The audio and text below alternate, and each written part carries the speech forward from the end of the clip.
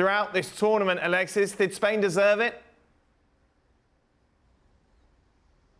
Oh, yeah, Dan, 100%. I think in this match, I was expecting a bit more from Sweden. Sebi Salazar almost had me convinced that Sweden were just pulling everything together at the right time. We didn't see them as defensively strong as they looked against the USA when they knocked them out. And then against Japan, Sweden pulled out an attacking performance that I didn't even know the Swedes had in them. But against Spain, they just couldn't get things together. And Spain deservedly going through. Jorge Vilda, I mean, pulled off probably the most amazing tactical move that we have seen him pull off in bringing Salma Paraguayo off of the bench. And she has become that impact player from Spain. We talk about how the Spanish obviously make us love the football that we love, that tiki-taka possession base. And sometimes it gets frustrating when they keep trying to walk the ball into the net and they haven't been scoring as consistently as we probably would like to see them in front of goal. But then you bring on Salma and she is just an absolute firecracker. At 19 years old, she plays like has a wealth of experience at this level. She comes on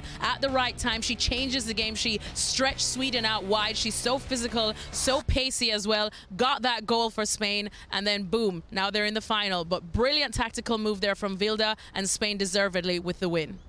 It's quite an incredible story for Spain, Alexis, considering all the off-the-field problems they've experienced over the last few years. Yeah, exactly. Just even in the last year or less than a year, I remember once they got knocked out from the Euros last year against England. Just a few weeks later, we heard about Las Quince, the 15 players that withdrew from the national team, said that they're not going to make themselves available for selection because they wanted a fresh start. They didn't want to work with Jorge Vilda anymore for some personal issues that said affected their mental health. They also didn't want to be with the federation anymore. The federation bit back and said that they were unsportsmanlike in how they spoke out on their social media, and they said that they're not going to succumb to the pressure from the players and fire the coach because that's not how they work. And it just was looking very nasty. And this is a fact that Spain still don't have a lot of their core players from that Barcelona squad that they absolutely rely on heavily. They don't have Mapi Leon. She chose absolutely not, even though a couple of players from Las Quince did come back, like Aitana, because they decided, you know what, it's a World Cup and representing your country is the highest honor. But Jorge Vilda in that time had to get used to fielding an inexperienced team, working with a lot of the youth players, which we see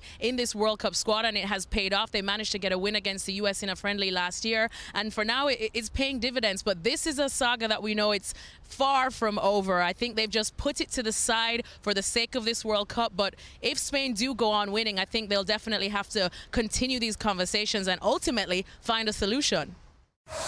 Well, thank you very much for watching ESPN on YouTube. For more sports highlights and analysis, be sure to download the ESPN app. And for live streaming, premium content, and let's not forget as well, ESPN FC 7 days a week. Subscribe to ESPN Plus.